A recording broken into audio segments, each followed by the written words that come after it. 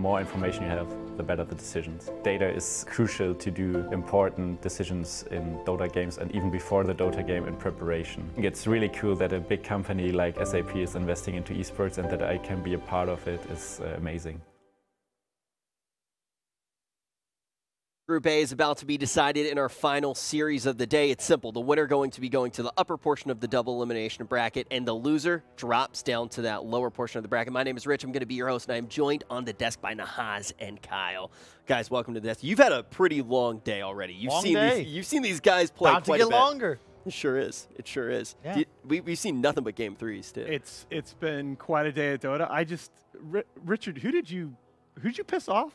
Oh, what, to be here? A lot of people. No. To your first day hosting Dota, and you get put on a three-man panel with me and Kyle? Like, what? Yeah, working with Kyle is an absolute curse. I can't believe that it happened.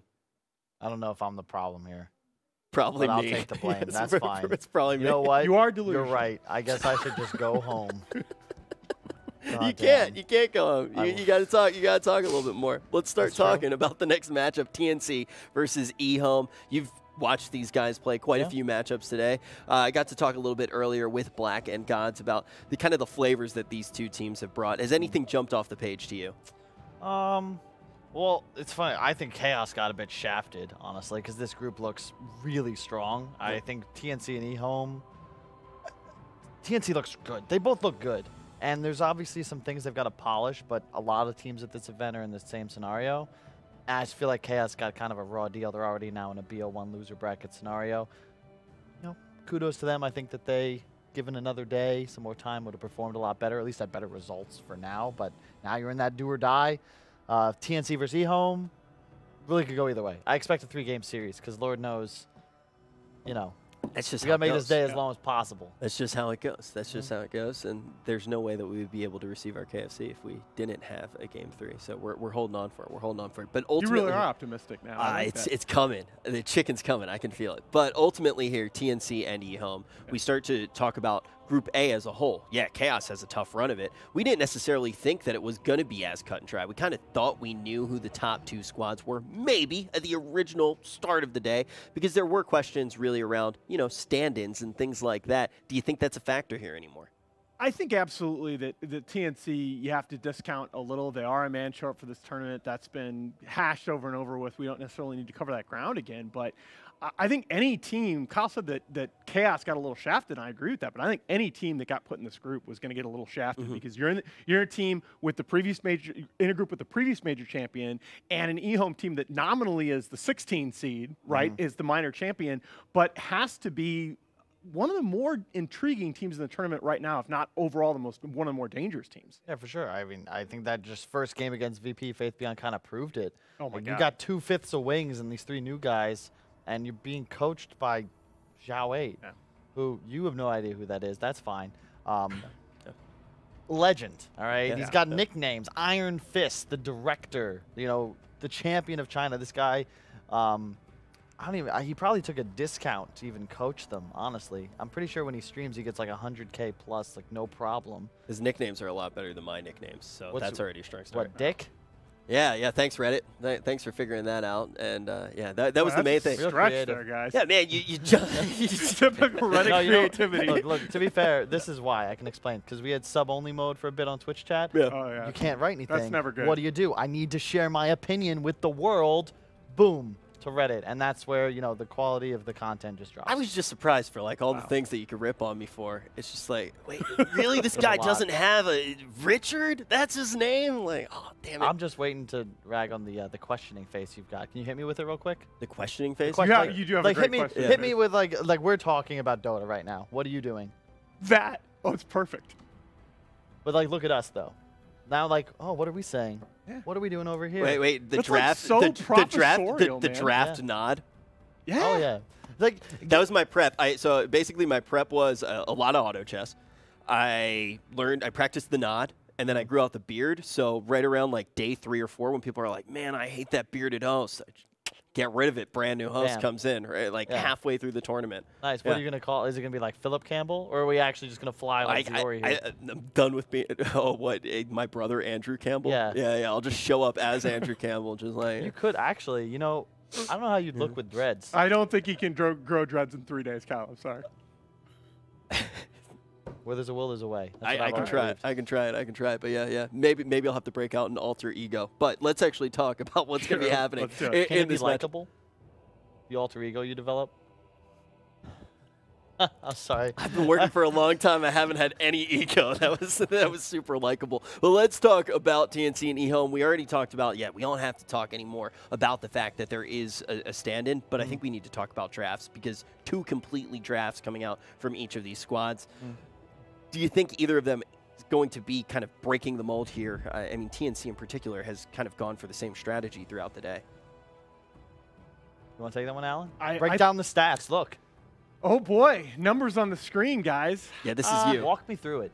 I mean, I think that the GPM disparity is a little bit misleading because Ehome is playing a pressure game. Ehome doesn't farm a lot. I mean, they're a team that focuses on getting those aura items up super early, pressuring towers, which feels so much weaker in this patch. And when you look at the game time, and the game times at the Bucharest Minor were average 34 minutes. Yep. That's, you compare to almost 42 minutes at the KL Major. I mean, the pace of the game is so much faster in 720. And I feel like what distinguishes Ehome from the other Chinese teams at this tournament, Ehome has such a wide pool of heroes and drafts that they play.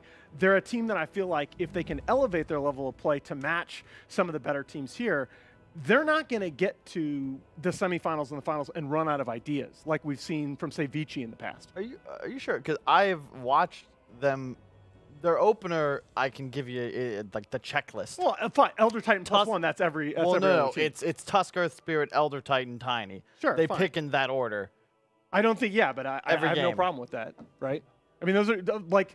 If you're talking about opens, I think variety in opens, especially in a meta like this, is way overrated. I think variety in your 3 through 5 picks is very important because there's where the counter picks come in.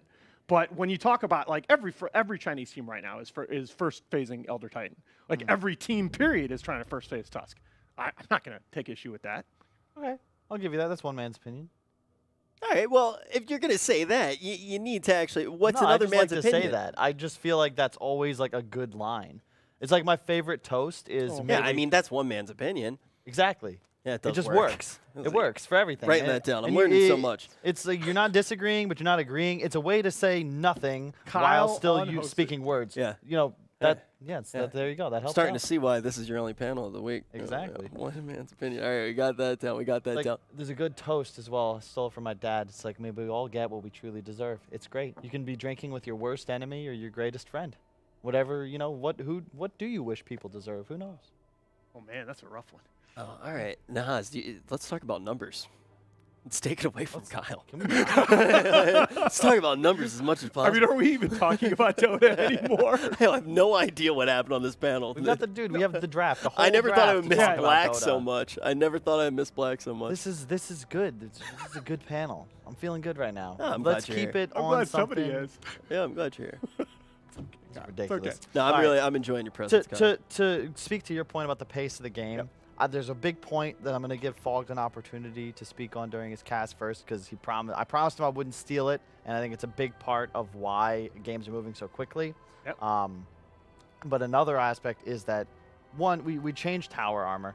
Yeah. So significantly Changed less. armor in general. We changed armor, or towers still give the bonus armor to heroes nearby, but Right. they no longer Get it gain themselves. armor based on enemy heroes present. Yep. That's huge. Yep. And it means that all these drafts that just accelerate super quickly, you see all these Lunas, these Terrablades, you get to a certain point where 1 kill, 2 kills, towers are melted. Like I just watched VP kill 2 racks uncontested because you can't. That's like, exactly right. It's I mean, too much damage. The game state to me, to use a term from like control theory, the game state feels very brittle right now, right? It feels like at like 25, at like 20, 25 minutes, you lose a fight. What do you mean by that? What the hell does that mean? It means like you think the game is even, and at like 25 minutes, all of a sudden one team gets a 1 for 4, and the structural damage that you can take off of that feels so much more significant now than it did in the past. Okay. That was actually well reasoned. Yeah, that makes sense. Brittle. It's like It's balance on that amazing what razor's happens when you edge, talk know? about Dota on a panel, Kyle. Yeah, it's true. So would you agree it's brittle? Sure. I'm just thinking about the Brittle Brothers. I don't know why. What? I think it's from Django. Okay. The Brittle Brothers. It's like the group of 3 I dudes. feel like I should know that reference, and Yeah. I'm blanking on it right now. I'm jet lagged, man. Well, that's just what's in my head. But yeah, they were very brittle too. They all got killed. No, the other thing though that Kyle didn't mention is so it's the tower armor change. Towers no longer get bonus armor per nearby hero. It's the subtle change to armor in general, where every other unit on the map is slightly tankier in this patch against physical damage. Towers were kept the same, and it's also the fact that every carry on Earth is spamming stat items. Right, so all of a sudden you get these early kills that result in more significant tower damage than they would have before. Well, it's just like the curve just seems to have accelerated. Exactly. I would say part of that as well is there's just more gold in the game. I said this at the end of the last game, that's absolutely right. Denies give gold. Yep. More stacks give more gold. Yep. There's just more gold on the map. So when you're buying, 3 Wraith Bands instead of, what were we doing in the past, like treads and maybe straight into like a you're core getting item. these value items, just value. right? It's not just the Wraith Bands. It's there's always a Vlad's. There's always this sustain. I mean, you're getting a team that has like 20K total net worth right now is so much more dangerous on the other side of the map than it was even 1 patch ago. Yeah, I agree. I think it's subtle to your point. Like Vlad's, not only is it picked up so much more, it was made cheaper significantly. 400 gold less. And the build-up's better, right? And you removed Aquila. So you had a scenario previously where you have teams like, you're always going to have a Ring of Aquila on your agility hero. You usually have like 2, sometimes even 3. Whereas now, that's not even an option. So you need a Vlad's. That's 4 armor that your team needs. It's damage, it's lifesteal, it's good stuff.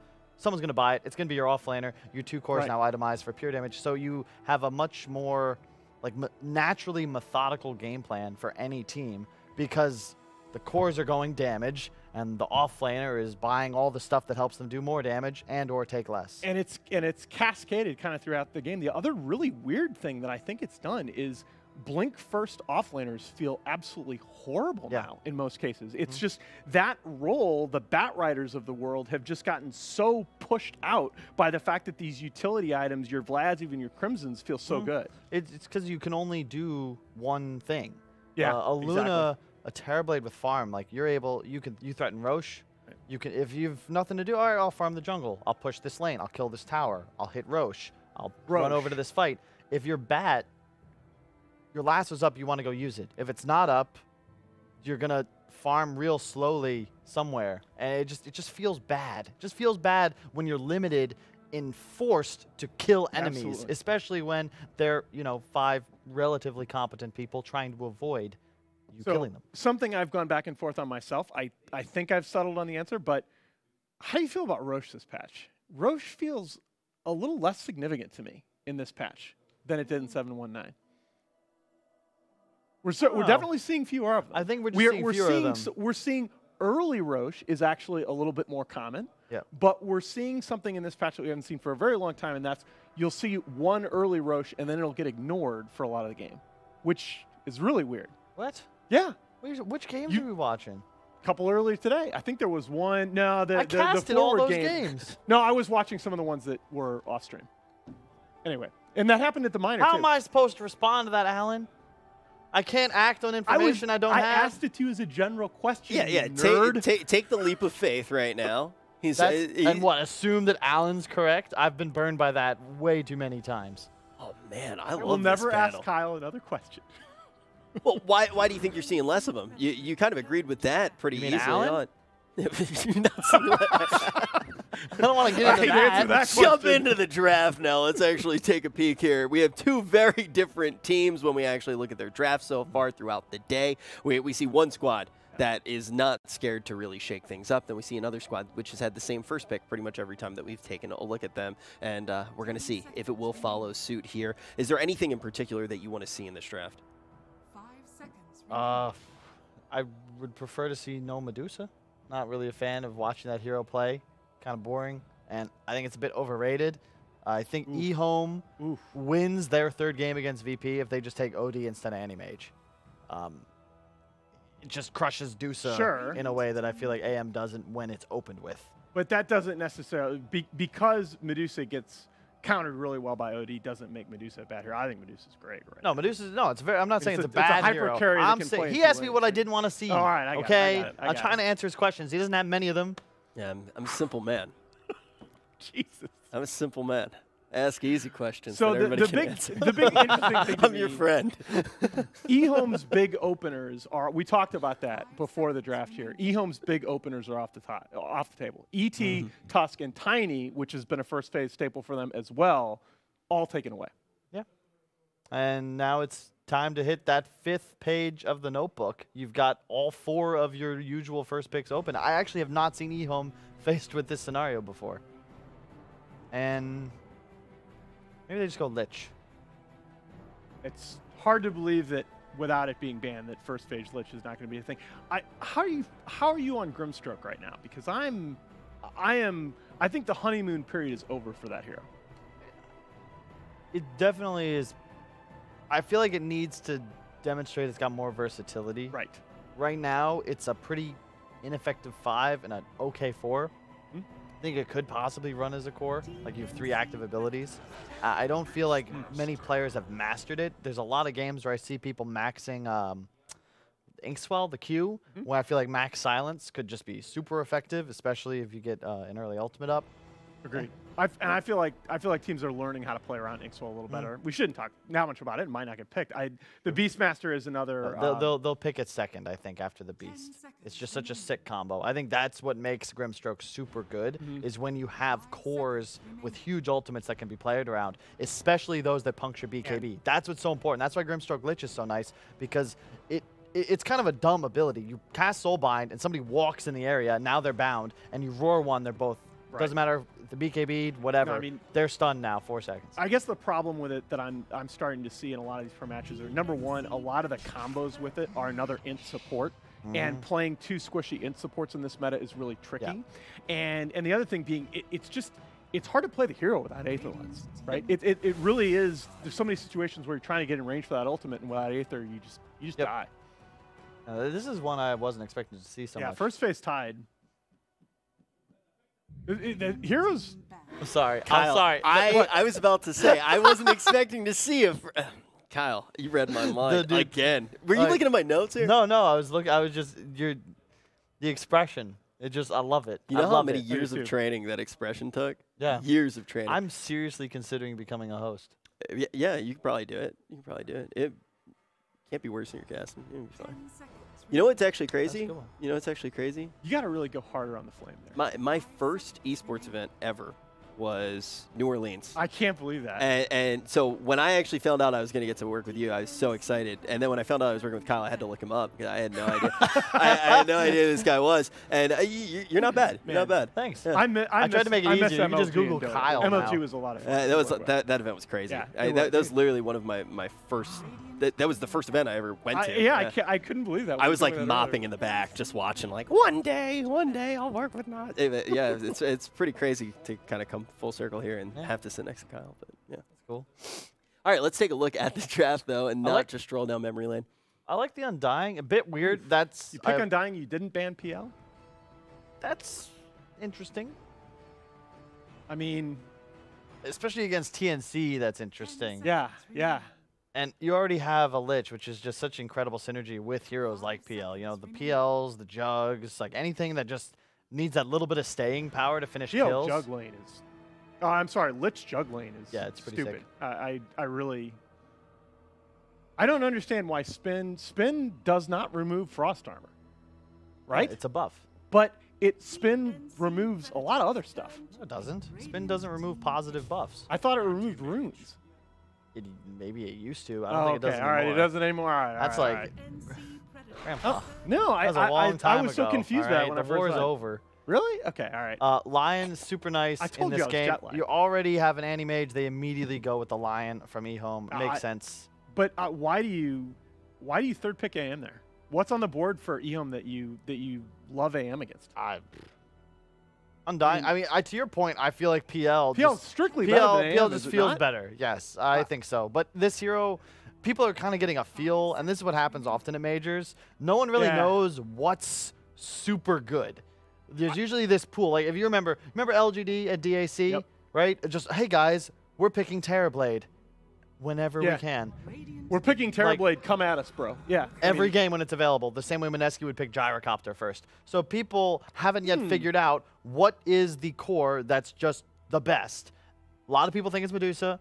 Some people think it's Anti-Mage. I don't think we know anything about this patch yet. I think that there are a lot of things that are going to be just broken when a lot of teams start doing them. Is this a core Rubik?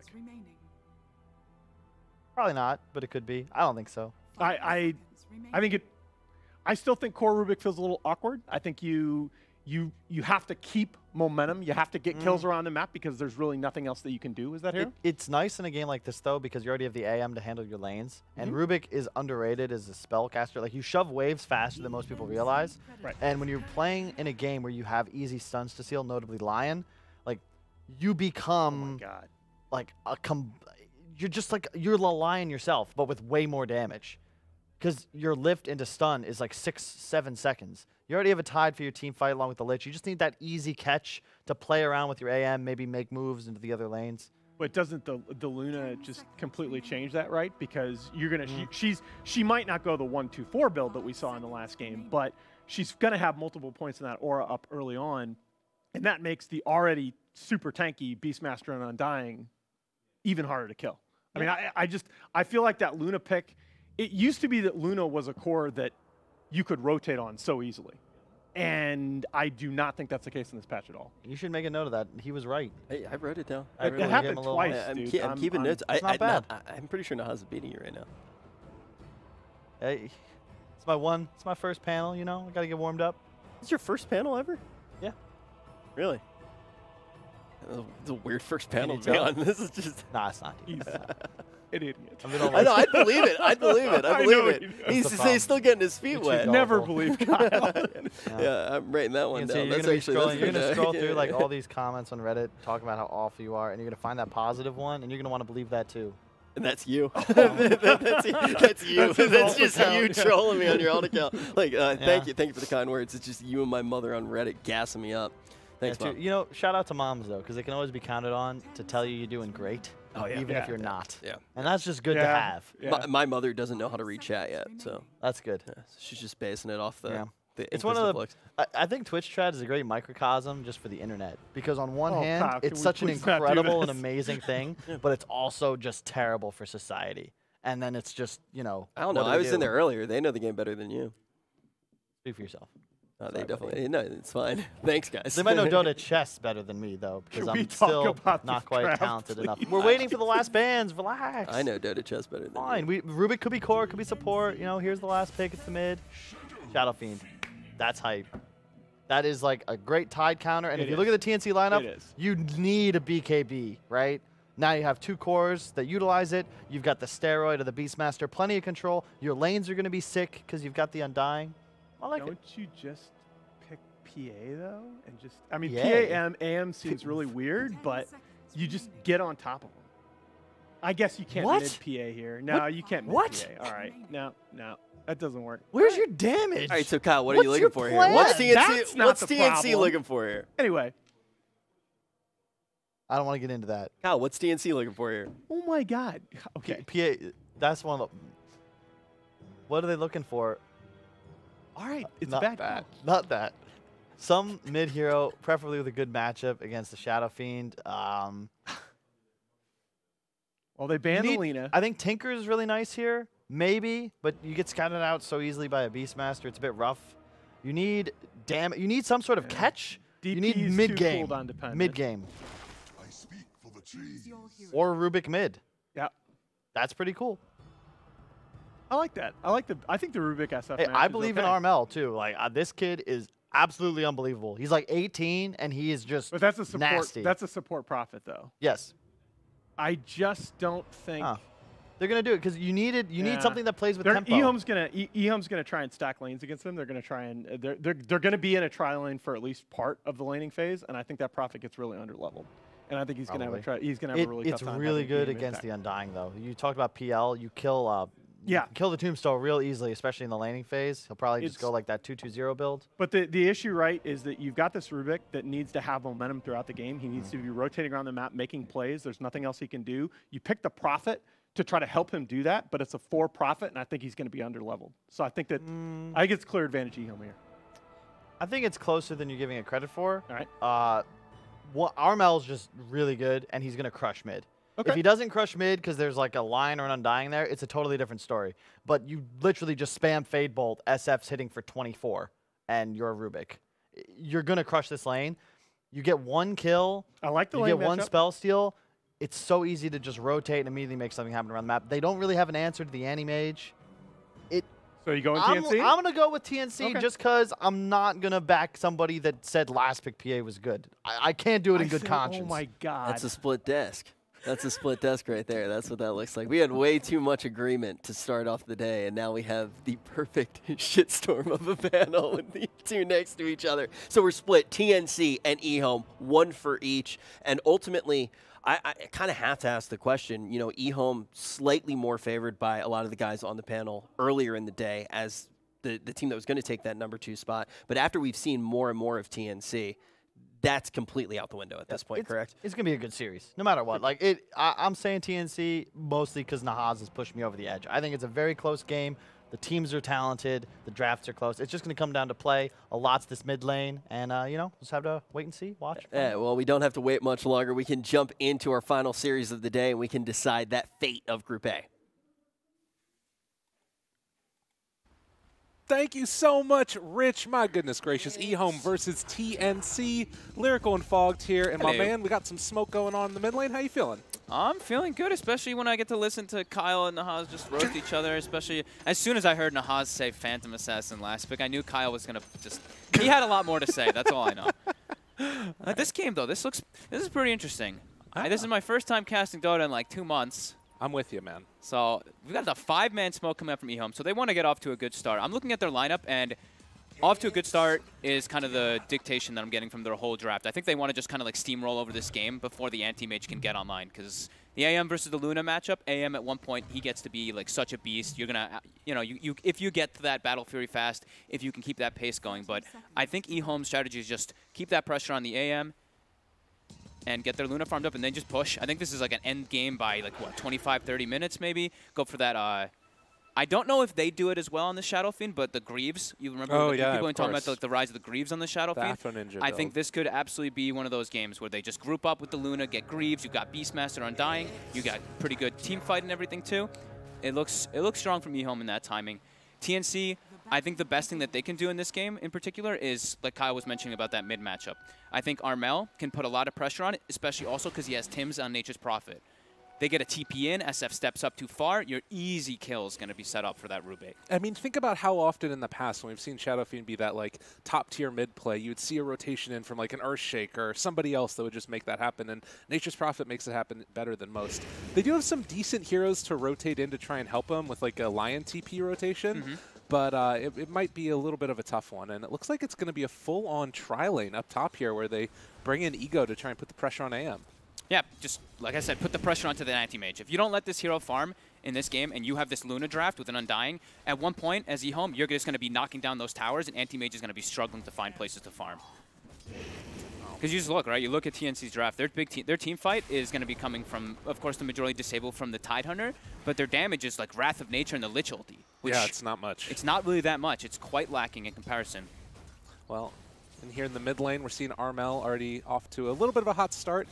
This should change around as SF starts to build up his soul levels. Yep. And then, of course, the 1v1 bottom. But it is a full try versus try. And Undying, a hero that loves to play in that matchup, should be able to have a very good time once these levels start to rack up for Ehome. Yeah, he loves playing in tri-lanes. However, Nature's Prophet is one of those that kind of turns the tides a little bit.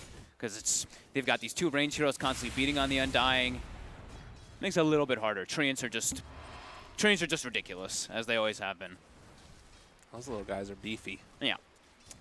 Well, Gabby has got himself a little bit more space here after Tim's makes that full rotation in, and he's just going to keep on eating some more damage. As far as sort of the regen wars are concerned, I'm seeing a couple of sticks around for people as well.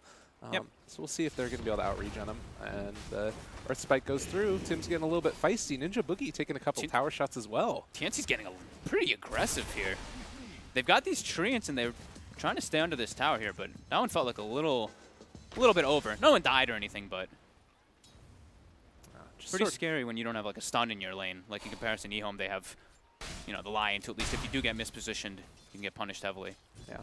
And then up here in the bottom lane, it is Rior on the Tidehunter versus Beastmaster. Relatively even so far, as Gabby is going to be pushed back again behind the tower. Undying just sitting with a Mango, although he will eat away at Gabby some more. But no blood spilled yet in this game number 1, even though there has been a lot of trades back and forth.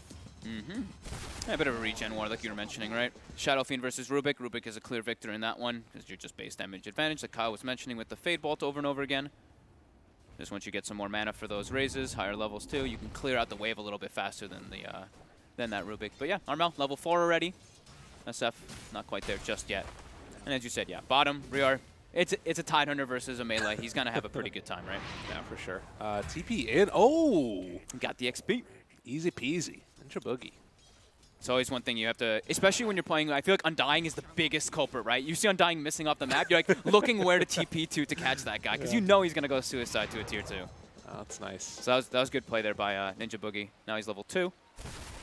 It does mean that, of course, Innocence is able to come back into this lane with full mana, and it's just going to be decay stacks galore. So could be a bit of a tough little timing here, as we do see the first use of fortification. Oh, they used it back against them, that too. All right. Bit of a turnaround there. The stun. They have a stun if they you cast do the have counter a stun spell. if they cast the counter spell. That's fair. That is quite fair. Gotta always remember about that spell. It's fixed up now. A lot of damage out. Gabby gonna end up just dropping. How many decay stacks did he have on there? He had at least 2 or 3, because his health was way lower than it should have been. I think that was the 3rd decay stack that caught him there off guard. That's just what you're talking about. You have these hexes, you have the stuns get thrown out there, and all of a sudden you're not able to live. Yeah. It just happens in an instant. That's the biggest thing is like when you're playing versus Undying is just watch those decay stacks. Because yeah, I'm full HP, but full HP might be 300 health. Uh-oh. And even though the CS here is, you know, not too significant of a lead, it's about 10 right now for the Rubik. It's even more than that because SF's had to ferry out a lot of regen. So he's a full null over him as opposed to the... he's getting TP'd on, but the rotation coming in as well. Now they are going to be able to turn this back around. SF, a big kill as they're able to take down Armel and force back Tim's as well. He really, really, really needed that on this Shadow Fiend. He was sitting bottom 2 net worth in comparison to the Rubik's top 2. He's still pretty low down there, bottom 4 net worth. But SF able to find another one, and more action all over the freaking map right now. After a slow start, they're going to be able to maybe find another kill here onto Ego, trying to kill him off, and Gabby gets a double. That's what happens when you rotate out. Perfect punishment there by TNC. Yeah, like you said, right when they rotate out, and now it's also great timing because it's those bounty runes. So Ninja Boogie's going to be able to grab 2, and the anti-mage, Ehome wants to be able to put the pressure on this anti-mage. That's why they ran this aggro tri-lane, and they also want their Beastmaster to get as much as possible. And this AM, Gabby, he's doing great. Yeah, definitely off to a hot start. As Faith Beyond might need to be one of the ones to sort of hold up that pressure early on as they find another jump here onto Armel. I mean, it happens so quickly. A lot of damage out there with those level 3 raises. Yeah. Looks like they changed their priority a little bit, right? Because they had that tri-lane full, and then the line's like, you know what? Mid lane's a little bit too much of a one-sided factor. We have to help our Shadow Fiend because he's kind of like, he brings the whole thing together with that Luna, with that Beastmaster, with that Undying. They don't want anybody really falling too far behind on this draft on the side of Ehome. Well, and you mentioned at the very start of it, like, you know what's coming from TNC. They're going to try and rotate in with the Prophet, and if you just make that rotation a little bit earlier, you're going to be able to punish. Yeah. So, level 6 now in Rior. Could make a rotation if somebody dives deep, possibly in the top lane, but it's mainly been the AM that's kind of been putting on the pressure recently and been able to stay a little bit ahead of that CS. Yeah, Line's just still playing around mid lane again. Look at this. EDJ just smoked up, placing those wards. Probably wants to make another move as soon as Armel shows up again. Now he's starting to make the way toward top. He has wards, so wants to get vision up there as well. He might place this one right on top of a sentry. Oh, that'd be sad. A little bit outside of it, it looks like. Let's see. The rotation now for Ninja Boogie will find the Earth Spike, but he's able to get off the Frost Shield first, and seeing if Ego can find the finish here. Needs a Lucent Beam. Is it going to be enough? Does look like they're able to take down the Lich, and now turning further onto Gabby. He's going to try and jump away, and we'll be able to blink out. But again, nice little aggression coming from Ehome. Yeah. EDJ almost had his stun back up. He's actually just chasing Gabby to the shrine. Okay. Fakes the stun. Fakes the stun a little bit. Trying to bait out something. Oh, able to bait it out a second time. Take that one. Now the chase forward and just giving some more harassment. I mean, but Anti-Mage has a Ring of Health. He's got stick charge. It's just sort of taking up his time. Yeah, they're just bugging him, making sure that the Luna can get the free farm in the lane. Ego now starting to catch back up, almost has the treads. He's holding out the skill points as well, by the way. So only the 2-0-1 build for now. Waiting to see if he needs to just go for the more points in the glaives to make sure he can farm to keep pace with that anti-mage. Yeah, and you look at this CS right now, and after a hot start, Rubik has really fallen behind now. Yep. At 2,500 net worth, as Faithbeyond's just going to walk away from Armel. So not really able to get what he needs done. And you compare this to somebody like the Lion, you know, the support that's rotating around, being able to get so much out of the laning stage already. Yep. I mean, overall, right? Ehome, they've got, like with the line, they have a better way to set up for ganks. It's just the way of nature of it. Like, Nature's Prophet can TP and you can get a Sprout off, but early game, like, that's just not really going to happen. You probably don't even have Sprout early because you're the support. So now Armel making rotation, going to take out this tower. But like you said, he got really diminished from those two ganks. Level 6 on the Rubik, level 8.5 on Shadow Fiend now. And this is a hero that can continue to accelerate his farm, heading into the jungle and clearing out this medium camp here, as well as if there are any stacks made around the map. There is some pretty good vision down from TNC over into the secondary jungle, which can keep their eye on it, but it looks like they're trying to maybe set up again here onto Gabby. They're turning the Hex back around onto the Lion. Rio is getting slowed a lot down bottom, too. These boars are starting to add up. Oh, they've also trying to keep SF there, and it looks like he's going to be able to move in and help to find the kill. So yeah, just a little bit of an overextension. Sinja Boogie goes down on the top side. He actually didn't have Roar that whole time. I think Tidurner could have just TP'd from the beginning. I don't think he knew that, though. Yeah. So what raise did he get? Nice, he got the long raise now on Armel, so the better one to gank for your positioning, so you don't have to get too close. He's got to be careful. If he walks up that hill, he might have died with rotations in. Yeah. But nonetheless, about 1,000 gold lead, 7-3 at about the 9-minute mark as we get ready for the next round of bounty runes. Looks like SF is bringing in his phase boots. Yeah, I saw it. I was like, huh, is that one of the new things too? Like I said, have not gotten to see too much of these Shadow Fiends. I saw the Greaves, the Manta Greaves builds and stuff, but looks like he's just going to phase drums. Okay. Oh my god, Tim's. He's dead. Not long for this world. Not even having to use the Roar. Faith Beyond just doing what Faith Beyond does. Dude, boars are so good. I They're love so boars. Strong. Well, are they boars? Look at them. They look kind of... Yeah, it's like I like that skin as well. It's like a little dinosaurs. T-Rex thing. Yeah. Cute. Well, 10-minute mark, bounty runes. How are they going to work out? It looks like there could be a battle brewing. Again, Hexen himself, and he's just going to be able to kill off that Lion yet again. It's the worst feeling ever playing versus anti-mage. So many times like you're playing like a Rubik or something, you like, you precast that lift and then you lift yourself or you hex yourself. Yeah. Oh god, Oh Tim's. no. Faith Beyond again. The He's got Roar. No, they're going to item. Kill him off. Nice. Gets the last hit on the SF. Now he's all the way up there, yeah. Top net worth. Has a regen rune here too, so you can just pop that and start clearing out all of these camps. Yep. Look at the priority by TNC though. Like a lot of times you see maybe like the team, they want to go toward the enemy jungle and put pressure on. They took the tier 1 and they didn't even bother putting any deep aggressive wards down. They actually placed 4 defensive wards guarding the left side of the map, just watching for if Ehome wants to set up to try to invade into the anti-mage jungle. Yeah, it's pretty insane. Yeah. Just shows their priority. They're like, we are anti-mage. We are all about anti-mage team. This is such a 4 protect 1. Yeah, Rubik is the core, of course. He is this mid hero that can have some big steals. There's Roars, SF ultis, Tombstones, all that. Yeah. But yeah, it's a lot up to this anti-mage, a lot up to Gabby this game. Oh, they're going to chase down this Lion yet again, and this is a relatively decent kill. They're going to actually use the Mana Void on that one. Just wants the last hit.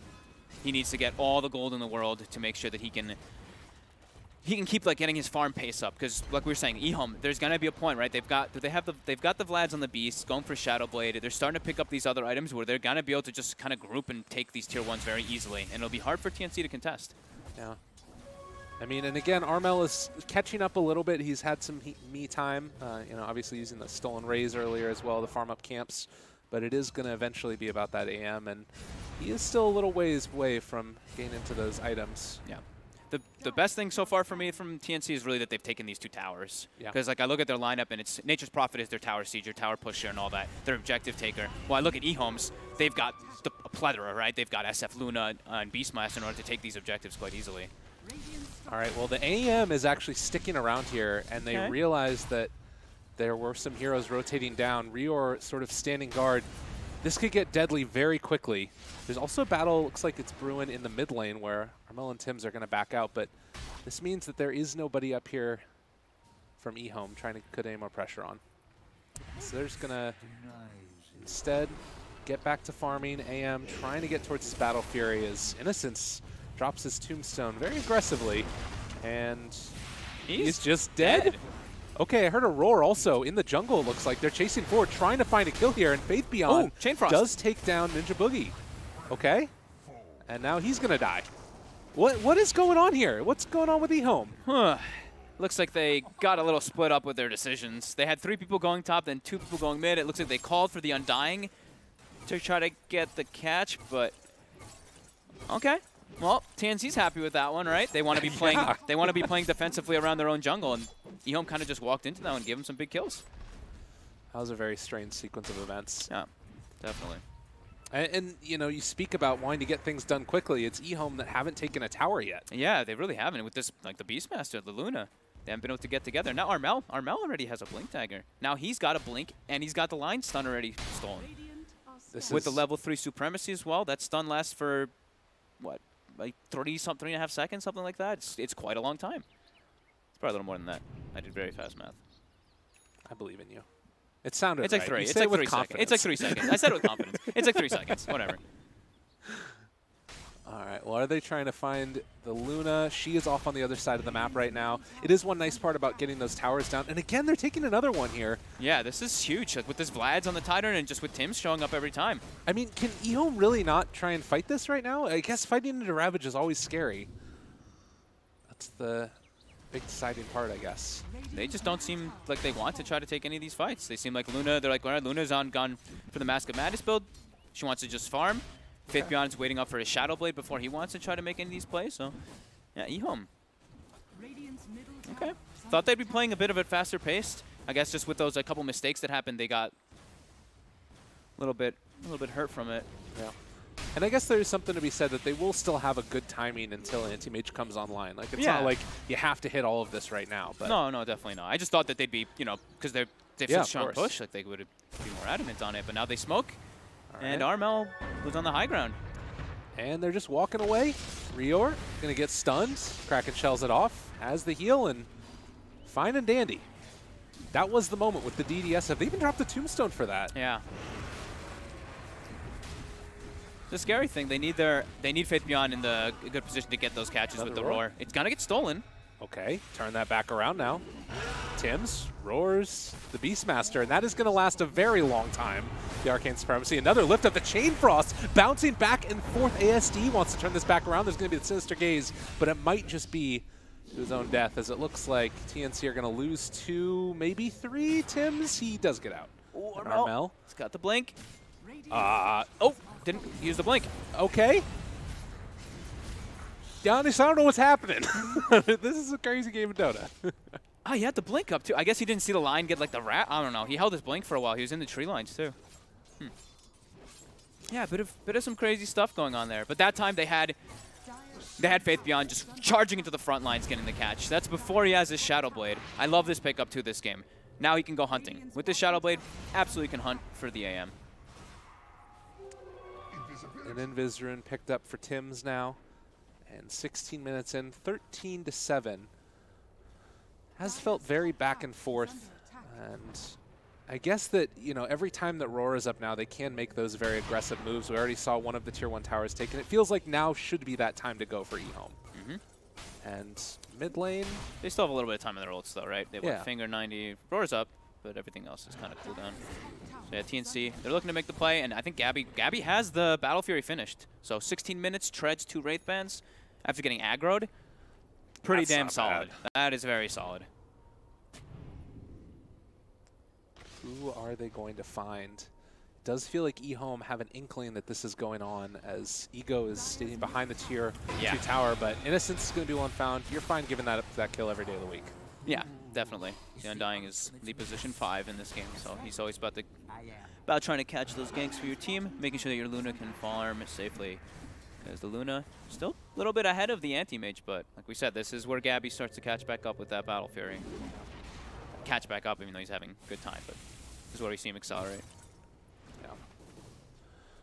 It's just the nature of Anti-Mage. Yeah. And they are kind of just playing in this whole side of the map. You can see pretty much all of TNC down there as Luna TP'd to the Shrine. I think this could be their go time. BKB on SF, go Roche. I don't think TNC can fight around the Roche pit versus a BKB. And yeah, they're walking directly into it. I think even if they try to, it'll be a disaster. Because you know that there's gonna be like Hawk Vision. You're assuming Ehome's gonna have just the better fight around there. And they're taking it down pretty quick. Doesn't look like TNC is even aware of it at all. They are. Now they're starting to move.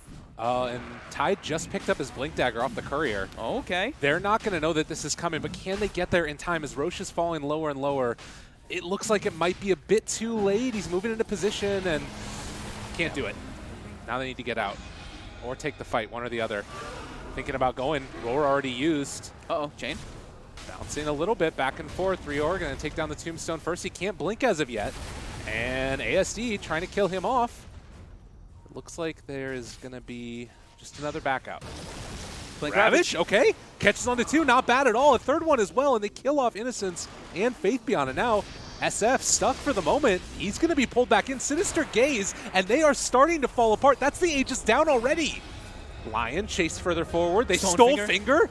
Going to turn that back around onto him as well, but it's just going to be a BKB. He's stuck in a Sprout. And he's going to TP out of there. Good decision. But and the Eclipse gets used, though. I don't know. This has been chaotic as all hell from Ehome. And they're still chasing down Ego, seeing if they can find this Luna. And, well, she doesn't really have that many places left to go. They're going to TP into this, but they're all starting to show up. The rest of TNC is here. This is looking like it's just going to be a feeding frenzy. They turn the Finger of Death onto the Luna, kill her off a second time, and Innocence is also going to die. Dead too. Oh, my God. It wasn't a second time. She died. She was the last one left alive, but the only one that doesn't die in that instance is Shadow Fiend.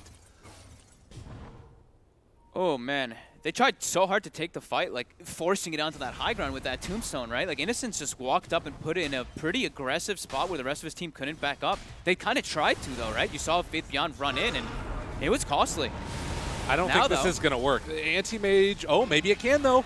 He's walking the Hex. It's not quite enough time, and Gabby's living. Uh-oh. I mean, that's Roar expended. That was the first 10-second BKB from Shadow Fiend. Aegis is gone. It's all fallen apart in the last couple minutes, and now TNC just going to back off, get bounty runes. Yeah, all 4 bounties.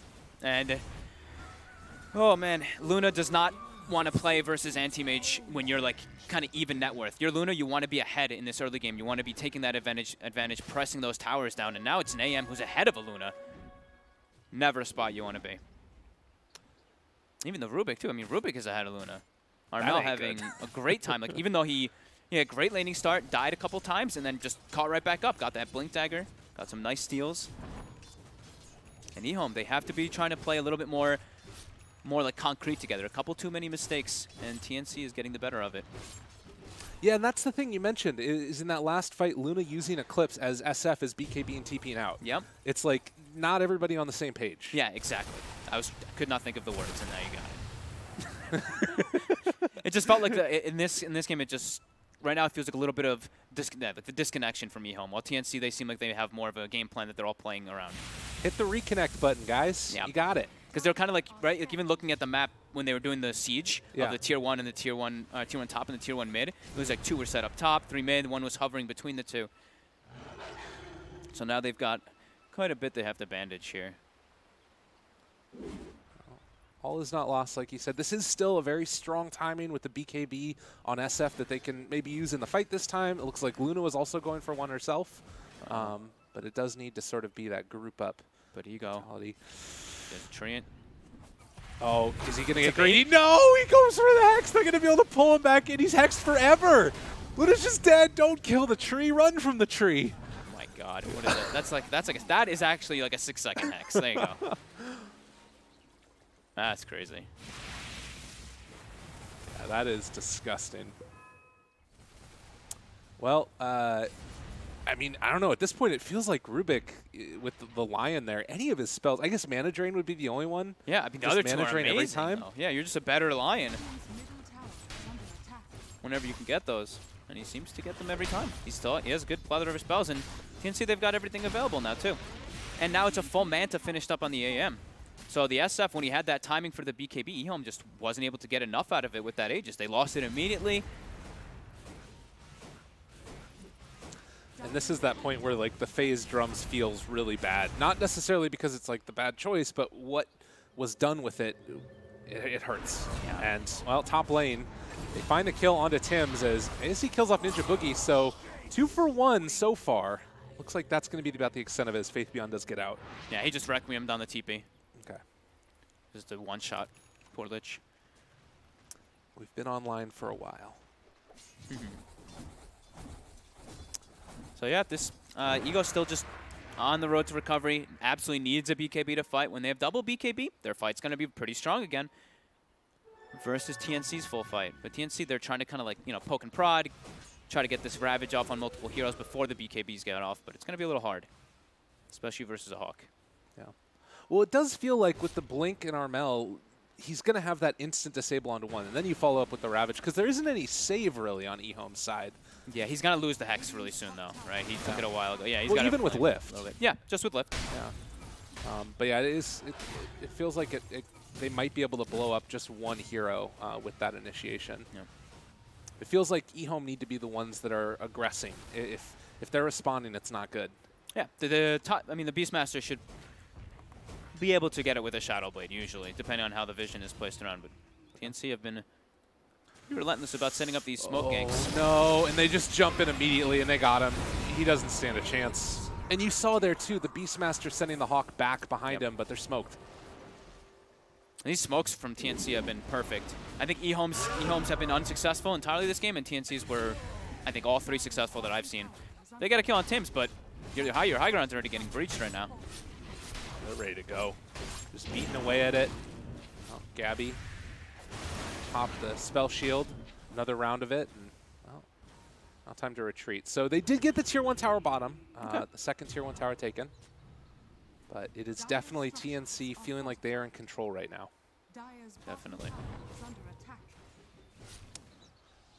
Still decent net worth on the 2 big cores on the side of Ehome, and they're looking to try to catch Gabby. Very nice play, I like that. Even though it doesn't catch anything, it's just that very defensive play. Always make sure to pop that counter spell before you, if you're pushing the edge to get extra tower damage. I mean, it's such a low cooldown. You got might as well. Good mana regen. He's got a Clarity running. He's got like the ulti orb on top of the Manta now too. So. God, and then the Blink cast range, the Blink cooldown for AM. Yeah. Those 2 talents together. Uh-oh, Lion. Looks like they're trying to get Armel, but he's not quite in range. And just all this scouting with the trees. Just have really good vision over all of Ehome. Yeah. Gabby's pretty much going to have an eye. Scotty finished up now too, so that AM almost 4,000 gold ahead of the Luna. Luna, like we were saying, does not want to play from behind like this by any means. Riora is going to be the one roared and focused. Okay. Stolen axes this time around. Starmel not able to turn the roar back at him, but it is looking... Oh, okay. They find the Nature's Prophet as ETP's in, so another kill taken, and a little bit of sloppiness coming out from TNC now as Gabby just going to run in. The BKB comes out. They're able to find initiation onto Gabby, but again, the blink out. Such a low cooldown. And now Rubik's still Requiem. Oh, my. It's an Ags, or no, it's not an Ags Requiem. It's almost an Ags Requiem. Almost an Ags Requiem. That was pretty decent there for Ehome, though. Catching the Nature's Prophet there on the side, TPing in. They realized that the Tidehunter is probably not the option for them to go for anymore with the build that he's gone for. I mean, he's already a tanky Tide, but Plate Mail, Vlad's Medallion on top, too. Seeing that 27 armor. This is definitely the type of game where Ehome could have just like rolled over and maybe lost a couple more heroes here or there, but it feels like they've kind of got their feet back under them a little bit. They're starting to, yeah. It does seem like that. The Luna is starting to get that farm together. After that BKB, she hasn't had to actually use it, and going to be going for that Butterfly. And Butterfly versus AM, one of the best purchases in the game, because AM does not really want to build an MKB till later on. No. He will finish off that Scotty now. Kind of similar for both sides, though, right? Like, AM's also going to build a Butterfly, and then Luna's going to be like, oh, I have to go for this MKB. Same for Shadow Fiend, apparently. Yep, just the Butterflies all around. I do like that Sanjin Yasha now, you don't get penalized as much for, or at all, for building it on a ranged hero. It's a nice little change. I've seen it on the SF. Yeah, it's an interesting item. I was talking to a lot of the players when I first saw like this whole, like, I think it was one of the first times I saw one of the competitive games with SNY Satanic on a troll or something, and I was like, oh yeah, he's just, oh, you can't disable him. I was like, these status resist stuff is pretty cool. Pinks come out. They see that the Hawk is nearby, so we'll realize that Ehome has full vision. The smoke up from 5, and this gets a little bit scary trying to walk into here. We're feeling good about himself. Just going to give him the little taunt in the river. Ninja Boogie's done a very good job of keeping these sentries down. Versus like Beastmasters right now, it's so hard to keep control of the map versus this super tanky Hawk, but Ninja Boogie spent pretty much all of his money on option sentries. This is a huge wraparound coming. If they can find... No, they reveal themselves on the chicken. Now the moment of surprise might be a little bit lost. TNC are trying to set up on the other side of it so they can't get caught out. The ultimate wraparound, the 360 wraparound. Ninja Boogie, Eclipse, it's doing nothing. They just push him away, and Armel going to get off that Requiem, just able to find the blink away afterwards. Tims and Ninja Boogie starting to die, though, and it looks like they're going to lose one of them. Buyback immediately They got the Hex. from Nature's Prophet. They're able to get him. Immediately caught out is the BKB. Beautiful play, and Gabby goes down. Oh, great play by EDJ there, force-staffing himself into the pit and getting the Hex onto the AM. And the Ravage comes out. turnaround, Ravage the stolen Eclipse out to try and turn it. It's enough, at least for the first time. Luna, can she stay alive enough to... No, it's the Rio jump away, and Armel still able to escape. It looks like Rio is going to be the one that sacrifices himself, but they at least got down that Aegis. What a reinitiation there by them. They're like, our AM's dead for a while. Sure, Gabby got the cheese and all, but Gabby's dead. We got to do something to buy some time. Yeah. But now it's really scary because now there's a full team pushing down you, and you don't have Ravage when you do respawn, and your AM's still dead for 40 seconds. Gabby did spend the gold before going for that Roche. Yeah, that was dubious at best. I mean, I think that in a certain way you kind of have to do it because you need to be able to burn through that Aegis, but I think the bigger problem was just losing Gabby there. That's the big issue. Yeah, it was just very nice play by the line there. Oh, jump in. All right, trying to make something happen. The buyback from Tidehunter already there. Rubik very low. Armel is going to fall. No buyback. 53 seconds. Rio are up front and center again. They're keeping this lion alive, even though he's being chased down by the treants. And it looks like with the Urn Charge, it might be enough to kill him off. He is going to live. Nice. The Soul Rip keeps him alive, but they are going to back off after the buyback. Don't want to face AM, but this is showing Ehome can still fight here. Yep. They'll get a catch on Innocence, though. Gabby. Gonna clean that one up. I also realized that I called a couple of those players EDJ, and I'm pretty sure that's part of their sponsor, by the way. It's no problem. I was coughing when the Ravage went off. Yeah. Classic. No, that was really cool, though, by the line. He's had like the Blink Dagger queued up like the whole game and went for the 4-step before, and that pretty much got them the pick off there on the anti-mage inside the pit. Bottom. Oh. So full butterfly now finished on that Luna, so even though you have an Iascati and DD, not going to be hitting too much. 30 minutes in, it's just 1,000 gold lead. Yeah, it's really swung back and forth in this game. Faith Beyond now is going to be going for that Silver Edge, so now they'll have a way to actually be able to maybe go for that Tidehunter. Yeah, blow him up. Yeah, break him.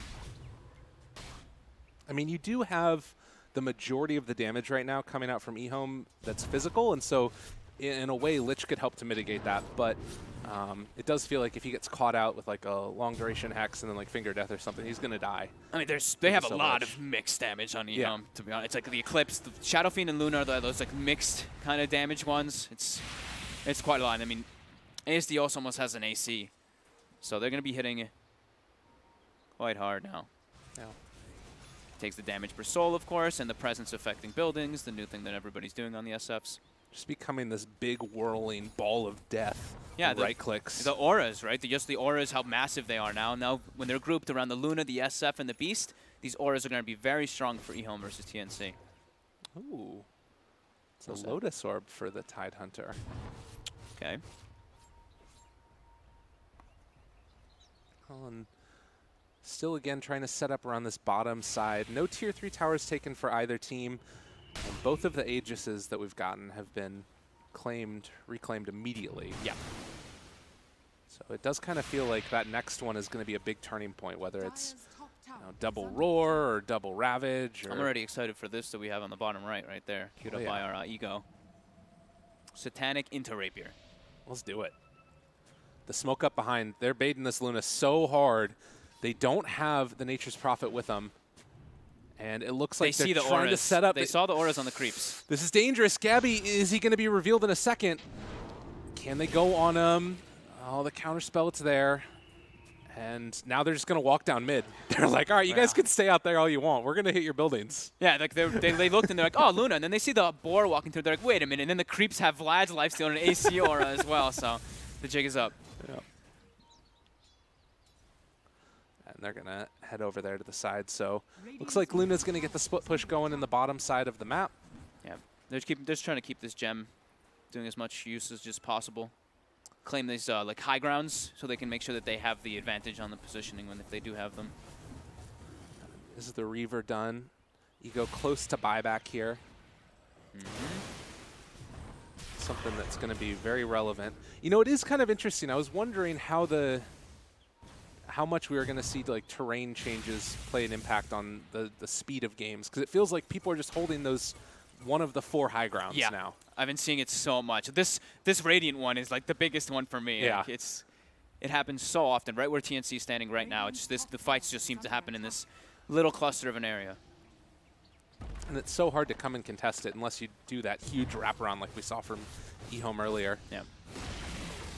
And again, Gabby. Glimmer Cape on the Lion. Oh, turns it back around. They find him. The Ravage, it hits on a 3. It might be enough. Can they kill off Ego here? It's already popped the BKB, and Gabby trying to turn on a Y. That's not really the target they want to go on. They find the Roar, able to catch him the 4-staff. It's not going to keep him alive. Dead for 90 seconds, no buyback. And ASD's just going to triumphantly walk forward, start to beat down Armel. It's a good lift up, trying to let him up to the high ground. And it looks like Armel will escape, but that's anti-mage dead for 80. And Rio also might go down. Oh, and the slowdown, he's going to break him. Ego moves into position, and the right clicks. It's enough. More than enough. Damn, what looked like a great 3-man Ravage starting up. Ehome just gets a perfect positioning, honestly. They get the disable, the one Roar. All it really takes is one disable on this anti-mage right now because of how long they are. This Lion Hex, if it can't come out, the Roar, just, yeah, more than enough. And now look at all the time that they're dead for. 90 seconds, no Tide. 55, no AM. Oh, and they're trying to sort of come in and cut this creep wave here, it looks like Armel is, but Nissen's was in the area, and it looks like they're going to try and chase down Armel now.